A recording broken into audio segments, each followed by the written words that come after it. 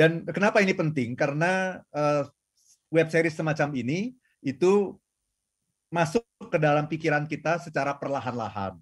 Masuk dalam subconscious mind kita secara perlahan-lahan. Nah, ini yang perlu kita waspadai.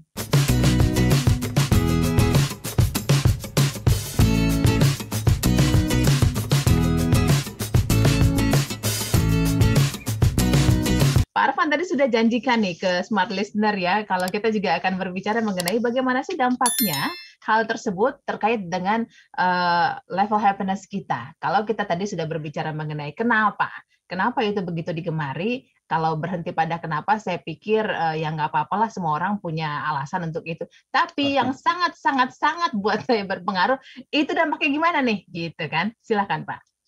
Terima kasih Mbak Uli ya.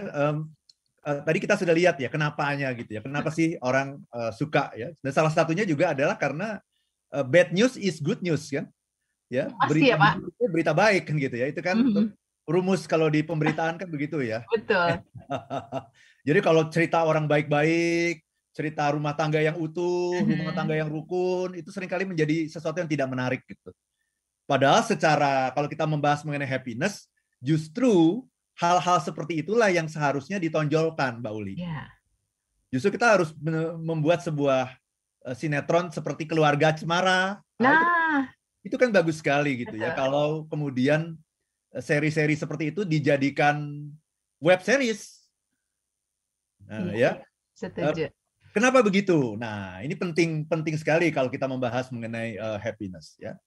Karena ketika kita menonton web series semacam itu, pertama waktu kita menjadi habis. Itu dulu, waktu kita menjadi habis. Ya, kemudian bukan hanya waktu, ada banyak kegiatan yang menghabiskan waktu, tapi selesai gitu, selesai di situ. Iya. Ini bukan hanya waktu kita menonton, tapi bahkan kita menghabiskan waktu ketika kita tidak menonton, Mbak Uli. Ketika kita tidak menonton, kita mikirin itu masalahnya. Jadi web series semacam ini bukan hanya katakanlah nonton layangan putus itu kan satu serinya 1 jam ya. Itu kan dibagikan 1A, 1B, 2A, 2B gitu ya, katakanlah gitu ya. Satu serinya itu hanya 1 jam katakanlah. Tapi sebetulnya waktu yang kita luangkan untuk menonton itu bukan hanya 1 jam. Kita sudah terokupai gitu. Kita sudah terokupai body, mind, and soul kita gitu. Jadi pikiran kita mikirin itu gimana tuh si Kinan itu. Itu gimana tuh si Aris itu move apa lagi tuh. Dia udah kebongkar kayak gini, dia mau ngomong apa lagi tuh. Ya kemudian kita bahas. Ketemu temen komunitas gitu. Apakah itu tetangga, komunitas senam gitu ya. Apapun gitu. Kita bahas habis-habisan gitu. Dan kemudian kita pikirin, bahkan kemudian bisa terbawa mimpi juga gitu. Ya.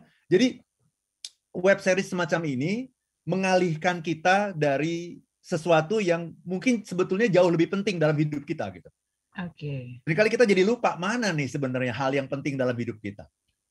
Kenapa? Karena waktu kita, diri kita, jiwa kita, pikiran kita sudah terokupai. Dan bayangkan itu sudah terjadi 2 bulan loh. Pikiran masyarakat Indonesia, lebih dari 15 juta orang di Indonesia sudah terokupai dengan yang namanya layangan putus ini. Dan merasakan bahwa ini seakan-akan ini real gitu. Bahkan kadang-kadang kita juga sudah tidak bisa membedakan mana yang real, mana yang nggak real. Gitu. Mana yang cuma cerita, mana yang kehidupan sebenarnya. Kadang-kadang kita sudah tidak bisa membedakan gitu, Mbak. Iya. Jadi nomor 1 ini nih. Ini akibat yang harus kita pikirkan nih, ya ketika kita menonton web series semacam ini. Itu Mbak Uli. Siap. Ini sebelum ke poin berikutnya Pak Arfan, boleh kita selingi dengan pertanyaan dari dengar ya, pertanyaan dan juga kesan mereka terhadap cerita-cerita demikian. Pak Arfan, saya suka nontonnya, layangan putus itu. Kenapa suka? Jadi belajar bagaimana cara bersikap kalau itu terjadi pada kita juga. Katanya gitu ya. Seru juga ada bahasan buat sahabat. Nah Pak Arfan, kalau itu kan sering banget juga ya kita pakai untuk kalau nanti itu terjadi sama kita, berarti yang kita lakukan adalah apa yang sudah dilakukan oleh Kinan. Kan gitu ya kurang lebih. Gimana Pak? Nah, tentu saja saya ingin mengatakan juga ya salah satu sisi positif gitu ya dari web series layangan putus ini kalau saya lihat gitu adalah bisa jadi detektif gitu. Sehingga ada orang yang bilang Kinan itu kadang-kadang dia berubah jadi detektif Conan katanya gitu. Iya. Jadi gimana cara mengenali Gimana cara mengenali tanda-tanda bahwa suami Anda ada kemungkinan berselingkuh? Gimana cara mencarinya? Kemudian ada aplikasi apa gitu kan? Aplikasi apa untuk bisa mencari, menelusuri, melakukan tracking gitu kan? Nah, itu salah satu contohnya gitu ya. Itu yang hal yang positifnya seperti itu gitu. Tapi sesungguhnya kalau dipikir-pikir lagi, ini kan sebetulnya bisa mengurangi trust level kita kepada pasangan kita loh. Iya kan. Jadi ibu-ibu atau para wanita yang menonton ini ada kecenderungan nanti untuk lebih gampang curiga sama pasangannya gitu. Dan ini kan juga nanti akan membuat suasana rumah tangga menjadi kurang harmonis ya. Terlalu curiga, terlalu protektif gitu. Betul. Kenapa? Karena kita sudah menghayati gitu kehidupan sebagai seorang Kinan itu, melihat tanda seperti ini, lihat di mobil suami ada apa gitu, ada kancing baju, kancing baju siapa, anting siapa gitu kan. Kemudian bagaimana cara mengetrack ini, cari aplikasinya sampai dia bisa menyadap telepon suaminya dan telepon selingkuhan suaminya. Itu gimana caranya, itu ada semua dalam film itu. Nah itu di satu sisi itu memberikan sebuah edukasi gitu dan tanda petik. Di sisi yang lain itu akan membuat kita menjadi gampang curiga sama suami gitu, menurut saya ya. Jadi karena kadang-kadang kita tidak bisa membedakan gitu, membedakan apa yang terjadi sesungguhnya dan apa yang sebetulnya hanya cerita. Karena walaupun Layangan Putus ini orang bilang ini kan katanya dari novel, tapi sesungguhnya hanya adaptasi sesungguhnya. Ceritanya beda dengan cerita novel itu. Bahkan saya lebih melihat ini lebih mirip cerita Korea itu, cerita The Word of Marriage di Korea. Karena The Word of Marriage itu istrinya juga dokter juga, sama-sama dokter. Suaminya bisnismen juga, sama-sama gitu. Ya, cuma bedanya nih selingkuhannya itu orang putri pengusaha yang kaya yang menjadi rekan bisnis suaminya. Itu kalau The Word of Marriage. Dalam film Layangan Putus ini lebih parah loh. Selingkuhannya ini adalah psikolog anak. Psikolog anak gitu. Jadi yang kemudian banyak melakukan harassment gitu kepada anak, dalam hal ini adalah anak selingkuhannya. Kemudian dipaksa menerima bahwa saya adalah pasangan kumpul kebo sang ayah gitu.